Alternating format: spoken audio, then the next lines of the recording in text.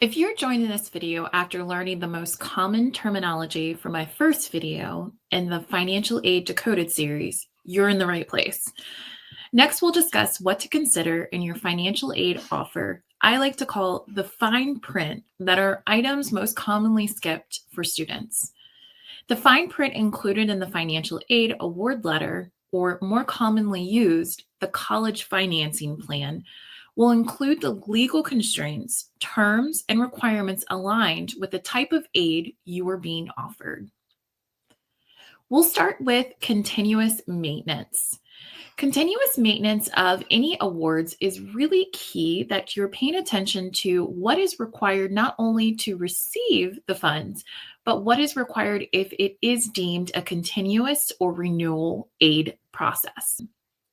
If it is a continuous or renewal aid fund, such as a scholarship or grant awarded from your state institution or an outside funds, you want to take a look at what the continuous maintenance is in order for you to continue to receive those funds.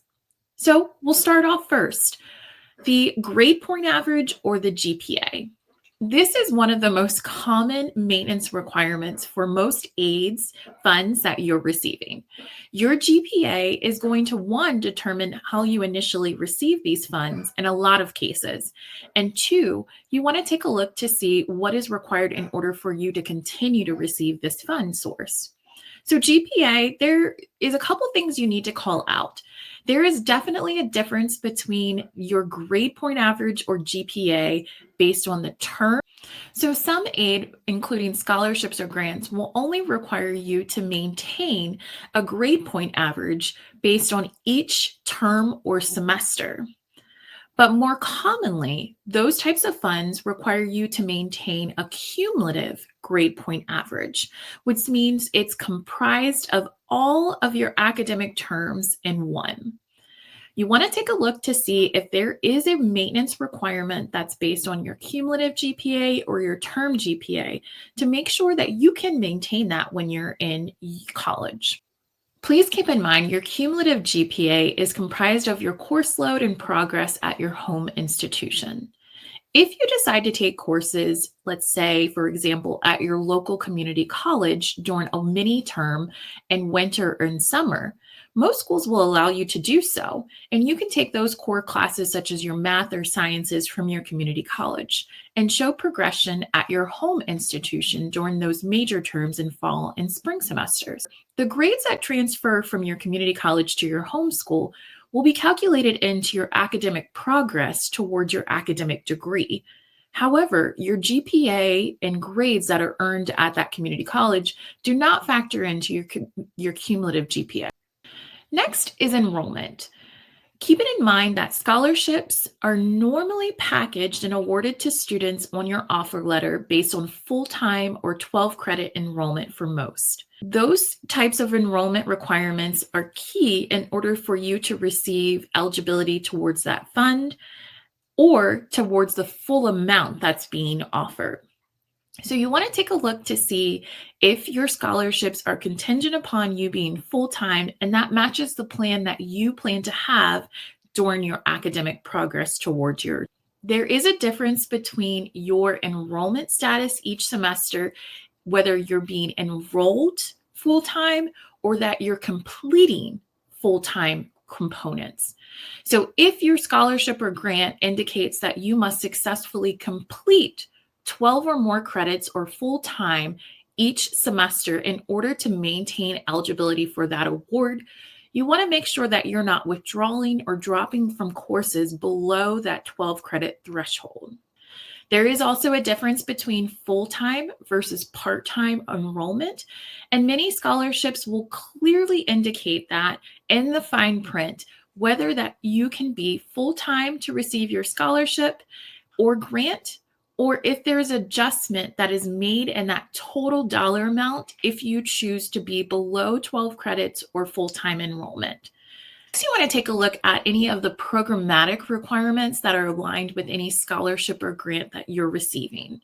For instance, if you're in a program that is supported from a scholarship, you might want to take a look to see if there's any other requirements beyond enrollment. And for instance, Some of the students that are a part of these programs are required to participate in regular meetings with their cohort mates or check-in appointments with their academic advisors in the program. This could also mean that students have to partake in a required volunteer or luncheon requirements with donors or organization founders.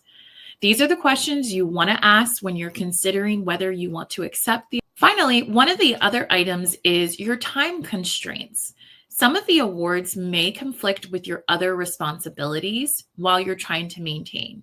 You're thinking of the course load in conjunction with the course level or challenging level that you may have to add a couple hours to studying. So you want to think of those timing constraints that may not align with your course load, the course content, and your responsibilities within that scholar program or grant that's being offered to you. You need to weigh your options before accepting.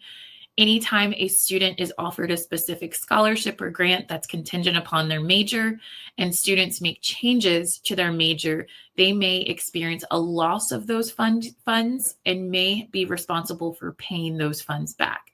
So taking a look at not just the GPA or enrollment requirements, but thinking of the time constraints and responsibilities if you're a part of that program or part of that scholarship gift that requires more time than normal students may be responsible to provide. I'm going to add one additional question to this section that I believe every student and family should be asking before they accept their offer. And this says, can I negotiate or appeal my financial aid offer for more money? The answer to that question is yes, definitely. Negotiations may be welcome by some institutions, so it doesn't hurt to try. You definitely want to communicate to your financial aid office if there's been a change in your family's income or household size that might impact your need of eligibility, as well as anything that might express a change in your responsibilities. So you definitely want to explore those additional opportunities by reviewing their scholarship management system or search engines or list of scholarships that may be available at your fingertips. The more you reach out and communicate to your institution, the better, but definitely utilize their resources first before reaching out for additional funding. Understanding the conditions of each fund is crucial before committing to your aid package and making the smartest college decision that financially fits your budget. I'll talk next about what you need to consider what may be an out-of-pocket expense beyond your financial aid.